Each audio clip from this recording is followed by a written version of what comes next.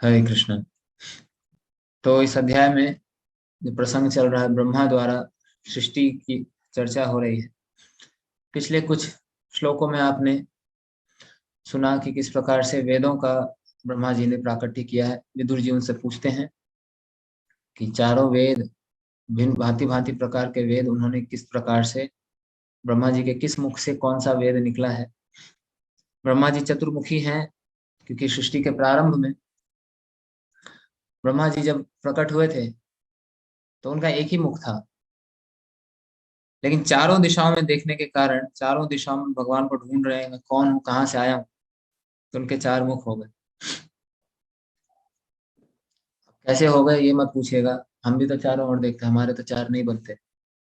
ब्रह्मा जी ने किया, ब्रह्मा जी के चार प्रकट हो गए। तो ये वर्णन है शास्त्रों में। छोटा सा ब्रह्मांड है हमारा, चार मुख वाले ब्रह्मा जी हैं। ऐसे अनगिनत ब्रह्मांड है और अनगिनत कैपेसिटी वाले ब्रह्मा भी हैं।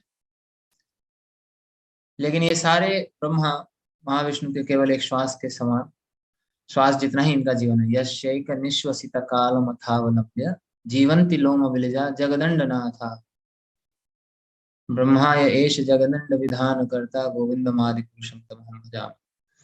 तो एक निश्वसित काल है, उनके एक श्वास काल में ये सारा ब्रह्मांड निकलता है और उतने ही देर तक रहता है। उसमें अनगिनत ब्रह्मा आते हैं, जाते हैं।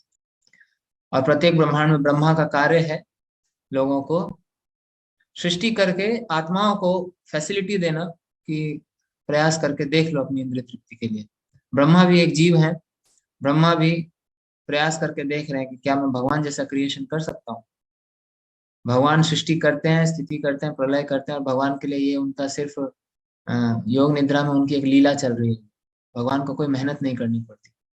जीव जब इसकी नकल करता है, सर्वोच्च पद ब्रह्मा पे भी बैठ जाएगा, तो भी उसका पोजीशन केवल भगवान के एक श्वास जितना है। फिर भी भगवान मौका देते हैं, ठीक है करके देख लो एक बार, तभी शुद्ध होगा।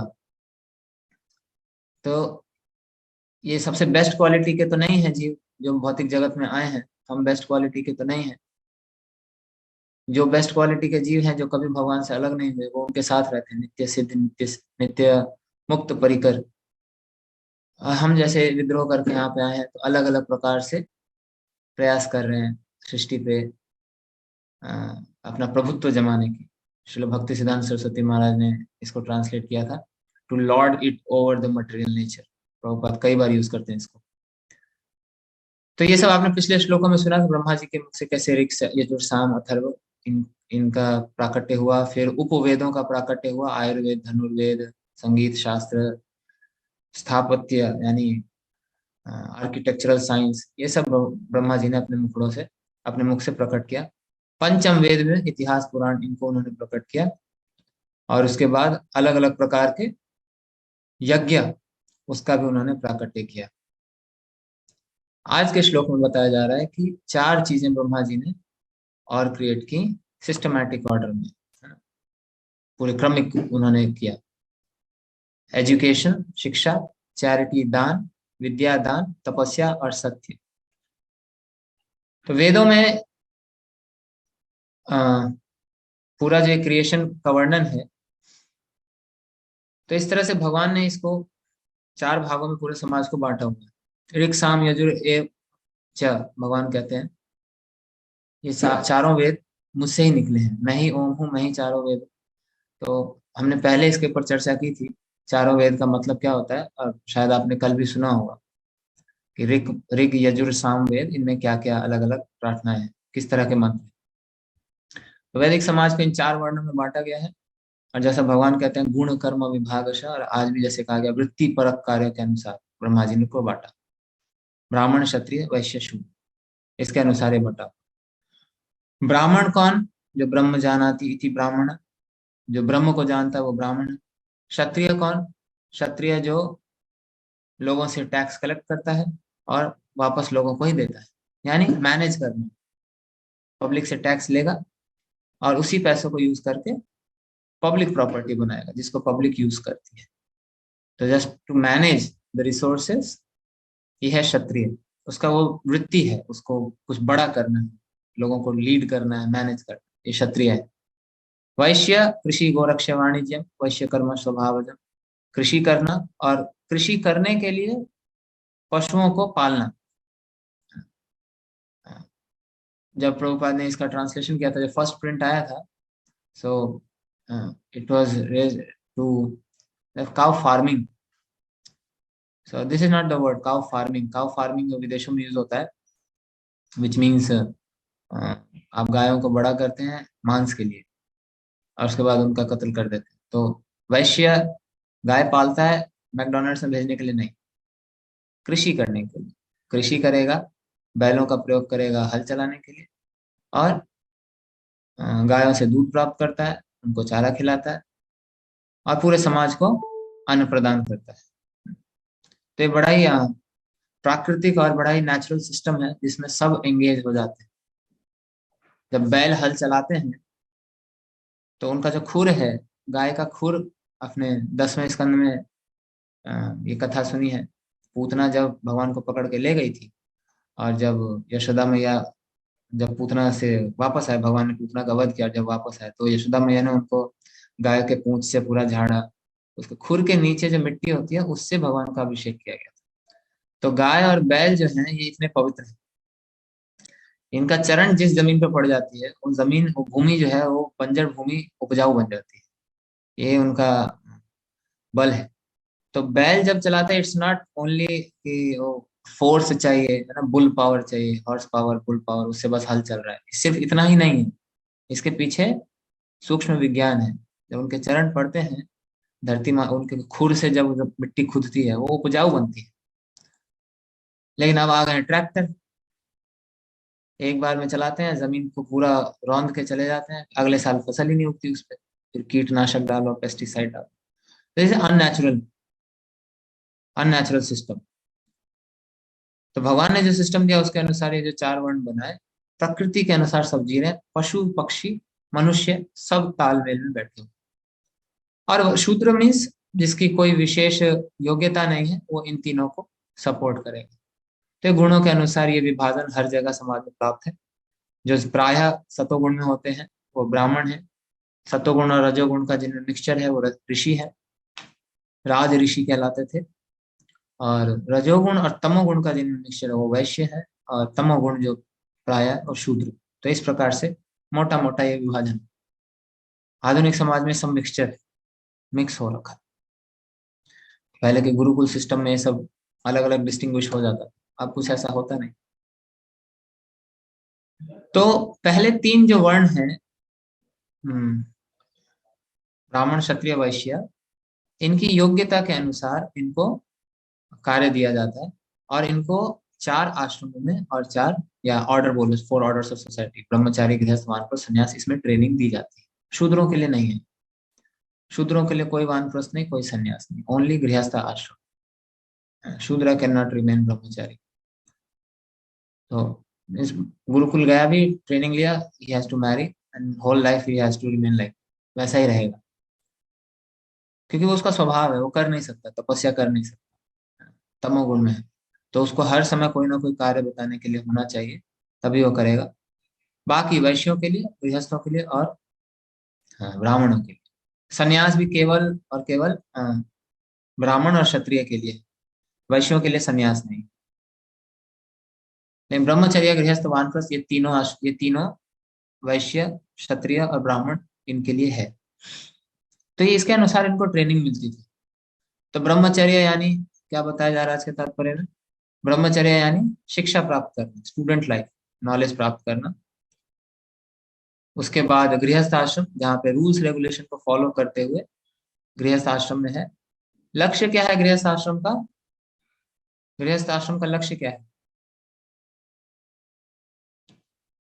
तात्पर्य में लिखा गया है, house hold family life is meant for gratifying the senses provided it is perform with a charitable disposition of mind. क्या समझ में आया इससे? गृहस्थ आश्रम क्यों दिया है भगवान ने? कोई बताना चाहेंगे?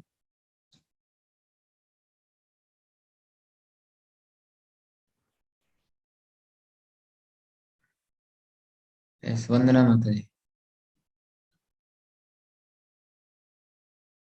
हरे कृष्णा प्रभु जी। गृहस्थ आश्रम इसलिए दिया गया है ताकि हम अपना भरण भरण पोषण तो करें ही फैमिली का, लेकिन साथ में जो सन्यासी हैं, साधु हैं, उनका भी भरण पोषण गृहस्थ पे ही जिम्मे होता है। डोनेशन करें इसके। Okay, will talk about this. और कोई एंड कुछ बोला था? भक्त को भी पैदा करें, ऐसे नहीं बच्चे वैसे ही हों, तो उनको भक्त भी बनाया जा सके। सेकंड। हरि अरे सिद्धि अर्चना माता जी।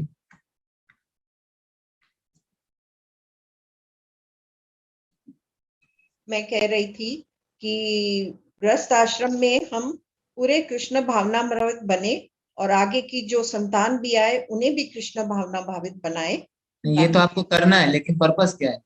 यही अगर बनना है तो जरूरत नहीं है गृहस्थ आश्रम में जाने। ब्रह्मचारी भी तो जा बन सकते हैं ना पूर्णतः कृष्ण भावना भावित। It's not a compulsion. What is the purpose? लक्ष्य क्या है गृहस्थ आश्रम? To maintain social order. But not necessary. It's not compulsory. ब्रह्मचारी से डायरेक्ट प्रवृत्ति मार्ग, निवृत्ति मार्ग, दो मार्ग हैं शास्त्र में। तो जो निवृत्ति मार्ग पे हैं दे आर वेल सिचुएटेड। ब्रह्मचारी से डायरेक्ट जाओ संन्यास में। No need to enter household life. लेकिन पर्पस क्यों बनाया गया हाउस होल्ड लाइफ? पर्पस क्या है इसका? हरे कृष्ण। प्रभु जी, तीन चैनल से इंफॉर्मेशन आ रहा है, मेरे पास एक ही रिसीवर है। प्रभु जी, so that we can make our house a temple and we make Krishna in the center by concentrating on daily. That's what I said. But making house is not compulsory. Don't make a house first of all. Nobody is earning, so you need somebody to earn and then provide for the others. All right. Continue the lineage. Okay. ठीक है, चलिए अभी इस discussion close करते हैं। So we have several conceptions about गृहस्थ आश्रम। Why गृहस्थ आश्रम? क्यों भगवान ने बनाया गृहस्थ आश्रम? और आपके उत्तर हैं ठीक, but this is on periphery. Lineage continue करना हमारी जिम्मेदारी नहीं है। आप नहीं भी संतान उत्पत्ति करेंगे, संसार चलता रहेगा। कोई संतान पैदा नहीं करेगा तो ब्रह्मा जी पैदा कर देंगे। It's not necessary. ये तो फिर वही बात होगी, लोग कहते हैं कि अरे बकरी नहीं खाएंगे तो इनकी तादाद बढ़ जाएगी। Same argument. So this is rejected. This is what गृहस्थ शुड डू। गृहस्थ आश्रम में करना है, लिनिएज बढ़ाओ आगे, अच्छा वंश, अच्छी संतान उत्पन्न करो, भक्त पैदा करो, वो सब करो, ठीक है। ये आप आ गए तो ये करो, बट ये इसका लक्ष्य नहीं है। उसके बाद किसी ने उत्तर दिया कि बाकियों को तो खिलाना है ना, सन्यासियों को, वानप्रस्थ ब्रह्मचारियों को खिलाना है तो गृहस्थों को करना पड़ेगा। तो ब्रह्मचारियों को, सन्यासियों को, वानप्रस्थ को गृहस्थ खिलाते हैं, डोनेशन देते हैं, नो डाउट, लेकिन वो तीनों आश्रम इन पर डिपेंडेंट नहीं है। ये गृहस्थों का पैसा लग गया उसमें, जिससे ये फंसे ना अपने पैसों के उसमें, कर्म बंधन में ना फंसे। So it's a favour upon गृहस्थास बाय दीज थ्री आश्रम्स। संन्यास मीन्स सत्य के लिए न्यास, is dependent on supreme Lord.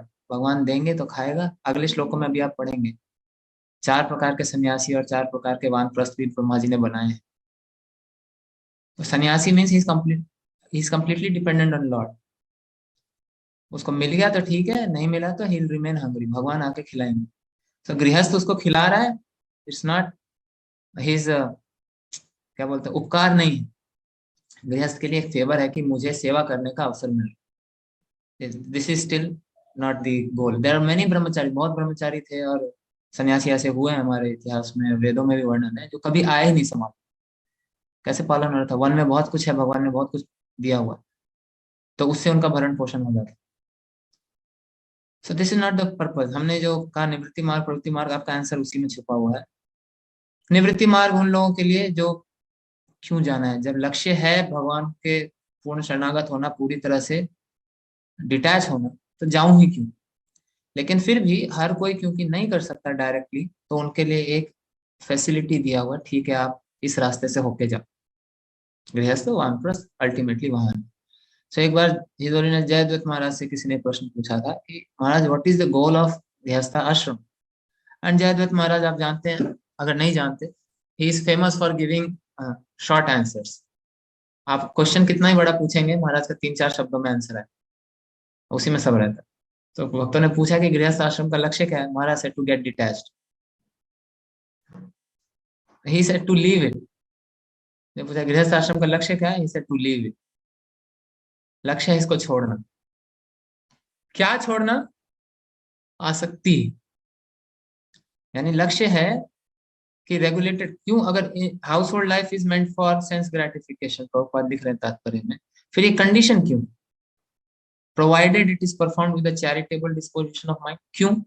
मेहनत मैं करूं और चैरिटी दूं, मेरा कमाया हुआ पैसा दूसरा क्यों भोग करे? जब हाउस होल्ड लाइफ में मैं आया हूं सेंस ग्रेटिफिकेशन करने, तो नियम क्यों है? बुद्धिमान आदमी यहीं से समझ जाता है, नियम इसीलिए है कि ये लक्ष्य नहीं है जीवन का।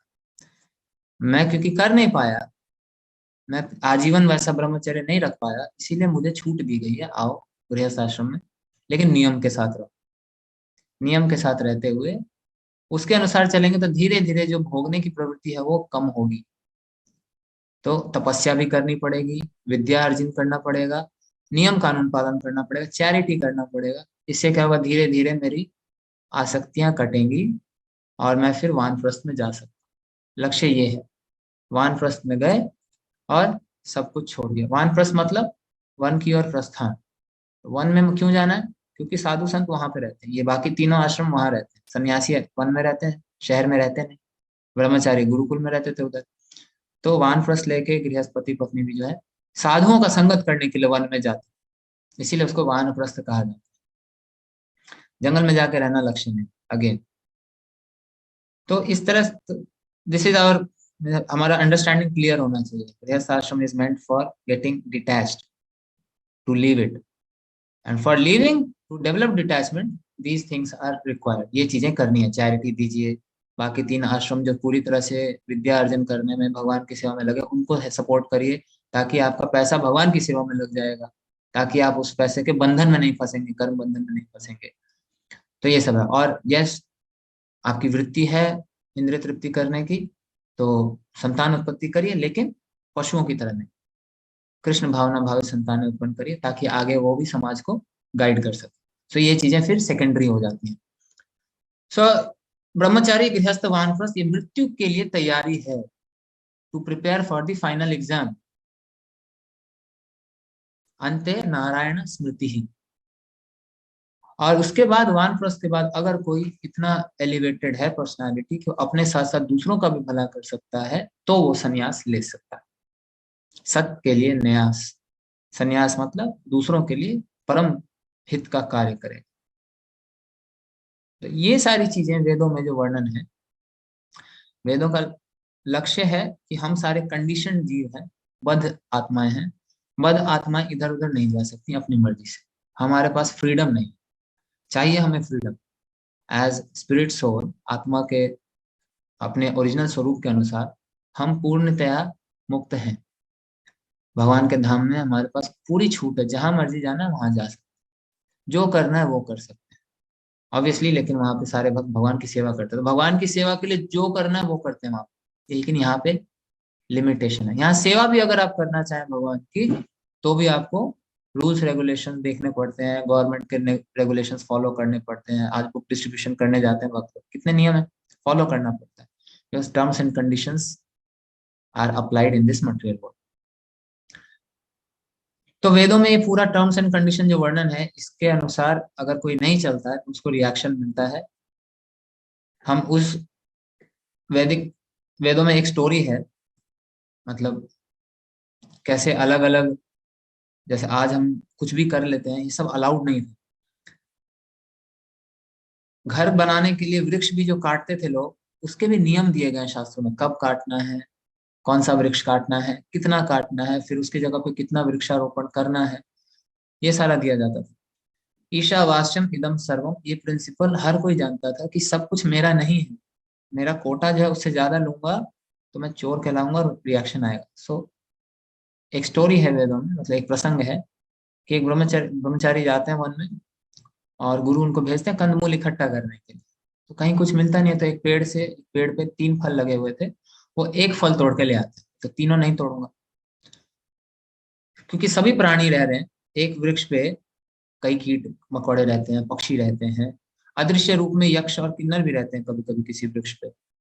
तो एक वृक्ष इतने सारे जीवन को सपोर्ट करता है। आधुनिक समाज में लोग ये जानते नहीं, सोचते हैं मेरे घर में पेड़ लगा है, मेरा अधिकार है, मैं काट सकता हूँ, उसको जो करना है कर सकता हूँ। और उसका रिएक्शन फिर मिलता है बड़े स्केल। आपदाएं आती हैं, अपने जीवन में भी समस्याएं आती हैं, और आप देख रहे हैं ग्लोबल वार्मिंग, पोल्यूशन, ये तो बस छोटा सैंपल है, बड़े बड़े सैंपल तो भी आने बाकी है। वायरस, ओमिक्रॉन, इसके बाद चौथा भी आएगा। तो ये क्यों हो रहा है? क्योंकि हम प्रकृति के नियमों को जानते नहीं। वेदों में जो हर आश्रम के लिए नियम दिया गया उसको नहीं फॉलो कर। तो ये ब्रह्मचारी गए, 3 फल था, 1 फल तोड़ के ले आए, अपने गुरु के पास आए, गुरु ने कहा कितने फल लगे थे उस पर? उन्होंने बताया 3। गुरु ने श्राप दे दिया, तुम अंधे हो जाओ, और तुरंत अंधे हो गए। फिर इन्होंने पूछा कि गुरुदेव मैंने क्या अपराध कर दिया, क्यों मेरे पास श्राप? गुरुदेव ने कहा कि 3 फल लगे थे, तुमने 1 कैसे तोड़ लिया? 1/3? How can you claim 1/3? That tree was, वो जो वृक्ष था इतने सारे पक्षियों का घर था, तो 3 फल लगे तो तोड़ना ही नहीं था। तो उस तरह के लोगों की बात हो रही है शास्त्रों में। विद्या उपार्जन, तपस्या करने के लिए ऐसे ऐसे प्रसंग आप देखते हैं महाभारत में, रामायण में। तपस्या करने के लिए क्या क्या कड़ाई का पालन किया है। कलयुग में कहाँ करता है कोई? तो जब हम अपनी स्थिति देखते हैं और लगता है कि अरे ये तो संभव नहीं है, तो जो नास्तिक हैं, जो स्केप्टिक, डाउटफुल, संशय आत्मा विनश्यति, उनको लगता है कि ये सब कल्पनाएं हैं, ये संभव नहीं, आज के डेट में होता है। होता है, नियम आज भी वही है, जो उसको तोड़ता है उसको परिणाम भुगतना पड़ता है। तो लेकिन अब नियम है, वेदों में इतने सारे नियम है, हमें तो पता भी नहीं क्या करना है। तो इसीलिए हमें आचार्य आके हमारे लिए सिस्टम देके जाते हैं, हमें प्रोसेस देके जाते हैं। संबंध, अभिधेय, प्रयोजन जो शास्त्रों में वर्णन है, तो इस अभिधेय के साथ आचार्य बदलाव कर सकते हैं।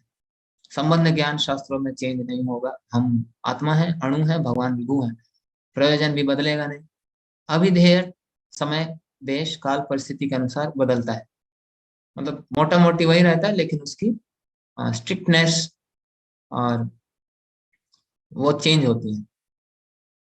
तो वो आचार्य के हाथ में, आचार्य वो करते हैं। तो हमें आचार्य ने क्या दिया है? 4 नियम का पालन करो, ब्रह्म मुहूर्त में उठो, मॉर्निंग प्रोग्राम पूरा करो, कम से कम 1 घंटा गीता भागवतम पढ़ो, और कुछ प्रचार कार्य करो। ये ऑस्टेरिटी है। तपस्या, तपस्या ब्रह्मा जी ने क्यों निर्माण किया? क्योंकि तपस्या से विद्या उपार्जन करके जो तपस्या करते हैं, ये चारों धर्म के स्तंभ। तो धर्म के स्तंभ कौन से हैं? 4 स्तंभ धर्म के कौन से हैं? What are the 4 pillars of religion? Education, No, charity, no? Oh, religion. these Daya, are the Shuchi, nucleus तप। of 4 pillars. सत्य, दया, शुचि, तप। Yes. देखिए पर्पट के पहले लाइन में क्या लिखा है? Nucleus of the 4 social orders is the 4 legs of religion. तो एक्चुअली जो एजुकेशन और चैरिटी है, this is related to austerity and purity and mercy. तो हम जो कहते हैं दया, charity means, charity can be equated with mercy. Charity को आप दया से कंपेयर कर सकते हैं। श्रील विश्वनाथ चक्रवर्ती ठाकुर इसको एक्सप्लेन करते हैं कि विद्या यानी शुद्धता, जो हम प्योरिटी बोलते हैं। तो ये जो चारों स्तंभ, ये जो ब्रह्मा जी ने बताए, ये चारों स्तंभ ही हैं, लेकिन क्योंकि एजुकेशन और चैरिटी वर्ड है, and generally we read purity, mercy, and then cleanliness and austerity. Austerity, purity and cleanliness is same, truth. So austerity, cleanliness, mercy and truth, यानी तपस्या, स्वच्छता, दया और सत्य, ये 4 धर्म के स्तंभ हैं। तो आज के श्लोक में जो 4 चीज वर्णन है, क्या है? Education, then charity, penance and truth. So austerity, truth तो वही वर्णन है। एजुकेशन के लिए श्री विश्वनाथ चक्रवर्ती ठाकुर एक्सप्लेन करते हैं कि ज्ञान किस लिए चाहिए? ज्ञान चाहिए, ज्ञान बताया गया है शुद्ध करने के लिए जीव को। हम अज्ञान में हैं, तो ज्ञान प्राप्त करके हम अपने आप को शुद्ध करते हैं। सो knowledge can be equated with purity और क्लेanliness। फिर दान, दान करना क्यों? दान क्यों करता है जीव? दान करके हम दूसरों के ऊपर दया दिखाते हैं। सबसे बड़ा दान वो है जिससे सामने वाले जीव के अंदर अभय प्राप्त हो जाए। शास्त्रों में बताया गया है कि नॉर्मली जो पुण्य कर्म करते हैं, पुण्य करने वाले लोग ऐसे व्यक्ति के पुण्य का 1/16वां हिस्सा भी प्राप्त नहीं कर पाते जो समाज को निर्भयता प्रदान करने में लगा हुआ। ये निर्भयता क्या है? भजहूँ रे मन श्री नंद नंदन अभय चरणार विंद। वो निर्भयता भगवान के चरणों में, यानी जो भक्त भगवत ज्ञान को चैरिटी में दे रहा है लोगों को, जिससे लोगों के अंदर भय खत्म हो रहा है संसार, और अभय चरण की वो शरण ले रहे हैं, ऐसे व्यक्ति का पुण्य का या सुकृति का 1/16वां हिस्सा भी वो लोग प्राप्त नहीं कर पाते जो ऑर्डिनरी पायस एक्टिविटी में लगे। So highest charity is charity of knowledge. So charity can be equated with mercy. तो धर्म के 4 स्तंभ, एजुकेशन यानी शुद्धता, cleanliness, purity, same thing. Then charity, charity यानी दया, मर्सी, और उसके बाद तपस्या और सत्यता। ये धर्म के 4 स्तंभ हैं, और ये चारों स्तंभ टूटते हैं जब हम ये 4 काम करते हैं। इंटॉक्सिकेशन इट ब्रेक्स ऑस्टेरिटी, नशा करना ऑस्टेरिटी को तोड़ता है। जो लोग नशा करते हैं वो तपस्या नहीं कर सकते। जो अवैध संबंध रखते हैं वो स्वच्छता नहीं है उनके अंदर, शुद्धता नहीं है। जो मांसाहार करते हैं उनके अंदर दया नहीं है, और जो जुआ खेलते हैं सत्य का पालन नहीं करते। इसीलिए ये 4 नियम पालन करने से धर्म के 4 स्तंभ मेंटेन होते हैं। तो ये तो हुआ इन सब की बात। तो ये करने के लिए इसीलिए तपस्या पे बहुत ज्यादा बल दिया गया है। बिना तपस्या किए हम भगवान को नहीं समझ सकते। इसी अध्याय में जो श्लोक आता है, बड़ा प्रसिद्ध श्लोक, प्रभुपाद बहुत बार कोट करते थे इसको, तपसेव परमम ज्योति भगवंतम अधोक्षज सर्वभूत गुहावासम अंजसा विन्दते पुमान। तो तपस्या के ऊपर प्रभुपाद ने कई बार बोला है। इनफैक्ट कृष्ण कॉन्शियसनेस मूवमेंट का जो आधार है वो तपस्या ही है। तपस्या और शुद्धता, purity is the force. And how purity gets develop? Purity कैसे आती है? जब हम तपस्या करते हैं। तो प्राचीन कालों की जो तपस्या थी वो तपस्या नहीं कही गई हमारे लिए। हमारे लिए सिंपल तपस्या है, सुबह 3:30 बजे उठ जाओ, यही तपस्या। अगर इतना भी हम नहीं कर सकते, 4 बजे से पहले अगर हम नहीं उठ सकते, तो भक्ति में प्रगति करना बहुत मुश्किल हो जाता है। Prabhupada says eight several places, Prabhupada के शिष्य बताते हैं कि एक्चुअली 4 बजे के बाद जो उठता है, प्रभुपाद को अच्छा नहीं लगता था कोई 4 बजे के बाद उठता था। लोग सोचते नहीं 4:30 मंगल आरती में पहुंच जाएंगे, दैट्स गुड, अच्छा है। उससे और अच्छा है कि अगर 4 बजे आप उठ जाए, 4 बजे उठ के मंगल आरती से पहले आपने कुछ माला कर लिया। मंगल आरती इज लाइक, वो कहते हैं इट्स अ पार्टी। लोग सुबह सुबह लेट नाइट पार्टी करके सुबह भागते हैं अपने घर, 4-5 बजे सोते हैं। हमारी पार्टी शुरू होती है उतने बजे। तो इस पार्टी में आनंद ही आनंद, जाते ही नाचना है, गाना है। Party means singing and dancing. तो हम जाके करते क्या? We dress nicely, sing and dance, this is what party means. But इस पार्टी का और आनंद तब आएगा आपको जब इस पार्टी के शुरू होने से पहले आपने 2-3 माला कर ली है, तब और आनंद आता है। सो जो भक्त इसको करते हैं नियमित रूप से, उनसे आप पूछ सकते हैं कि पूरा दिन भर कैसा उनका चेतना जो है कृष्णमय रहता है। यही तपस्या है कलयुग के लिए। कलयुग में समय से उठना तपस्या है, और उससे बड़ी तपस्या है समय पे सोना। टाइम से सो जाए आदमी, ये भी तपस्या है। रजोगुण के कारण सोता भी नहीं है समय से, लेट हो जाता है। उसके बाद अगर आप, शरीर मशीन है, यंत्र है ये, इस यंत्र के नियम है, नियम के अगेंस्ट जाके नहीं चलेगा ये। तो हम भक्ति में आए हैं, इसका मतलब ये नहीं कि प्रकृति के नियम हमारे लिए लागू नहीं होते, या हम प्रकृति के नियमों के विरुद्ध जा सकते हैं। युक्ताहार विहारस्य युक्त चेष्टस्य कर्मसु युक्त स्वप्नावबोधस्य। रेगुलेटेड स्लीप नहीं होगा, इंटेलिजेंस डल हो जाती है। In third canto Prabhupada explains teachings of lord Kapila में, sleep is a function of intelligence. तो प्रॉपर निद्रा, और प्रॉपर निद्रा मतलब ड्यूरेशन ही नहीं होता, टाइमिंग भी होता है। तो टाइमिंग से सोए, टाइम से उठे, तब जाकर उसको क्वालिटी स्लीप मिलता है, उसकी बुद्धि फिर अच्छी काम करती है। लेट सोएगा, लेट उठेगा, लेट सो के जल्दी उठेगा, बुद्धि डल हो जाती है, या तो तमोगुण में जाएगा या रजोगुण में जाएगा। तो यही तपस्या कलयुग के लिए, ये करके सुबह उठना है, मंगल आरती करना है, जप करना है, जो हम कर रहे हैं सब, ये कलयुग के लिए तपस्या बताई गई है।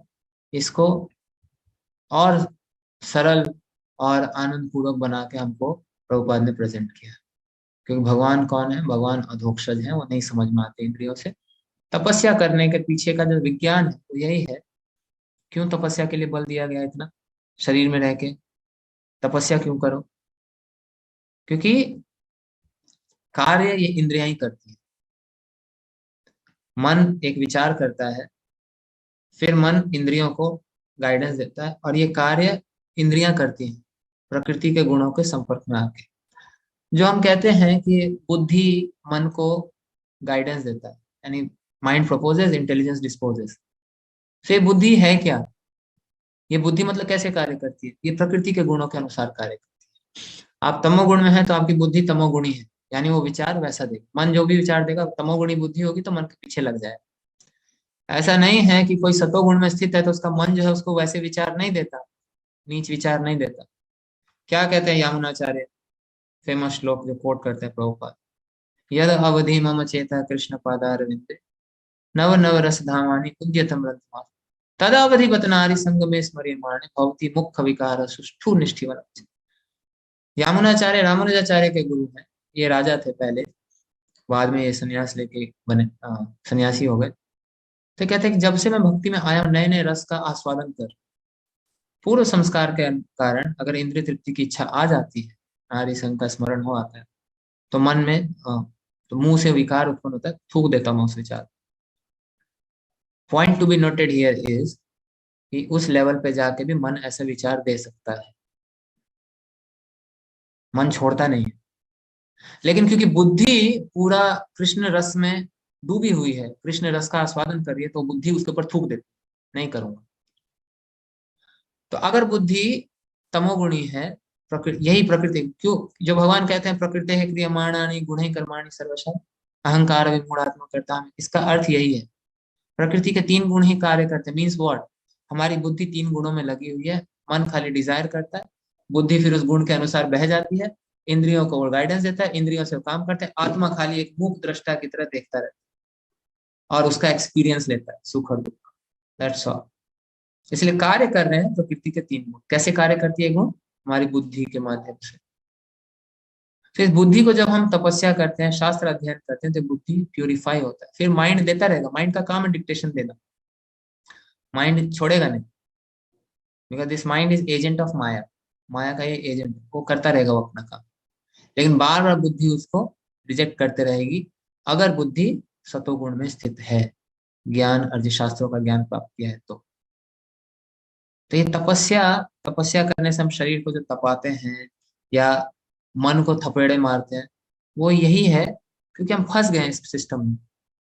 इतना फंस गए हैं हम, इतनी चेतना हमारी स्थूल है कि शरीर ही समझते हैं अपने आप, मैं ये शरीर हूँ। भागवतम बोलते बोलते भी शारीरिक चेतना ही रहती है, कहाँ ऊपर उठ पा रहे हैं। समय लगेगा, उठ रहे हैं धीरे धीरे, कुछ तो उठ रहे हैं, इसीलिए सुबह साधना कर रहे हैं। वो हालत नहीं है जैसे पहली हालत थी, लेकिन अभी आगे बहुत बढ़ना है, आगे बहुत बचा हुआ। तो जब हम ये तपस्या करते हैं तो धीरे धीरे इंद्रियों की डिमांड कम होती है, मन थोड़ा थोड़ा शांत होता है, तब आत्मा अपने आप को देख पाती है, तब हम अपने आप को देख पाते हैं इन्हीं इंद्रियों से। फिर आत्मा के स्तर पे वो कार्य कर पाएगा। तो ये तपस्या it's a science actually, reformatory science. अगर देखा जाए तो आत्मा को तो कुछ हो नहीं रहा, और शरीर बना तपस्या करने में, कष्ट नहीं होता तपस्या करने में। ये मन खाली बोलता है, चिल्लाता है मन, उसी के कारण कष्ट का अनुभव होता है। अदरवाइज शरीर बना ऐसा है, प्रभुपाद बंगाली एक कहावत कोट करते हैं, शरीर न महाशय या सौभे ताहस। ये शरीर ऐसा बना कि किसी भी प्रकार की कंडीशन को आप टॉलरेट कर सकते, मन साथ में होना चाहिए।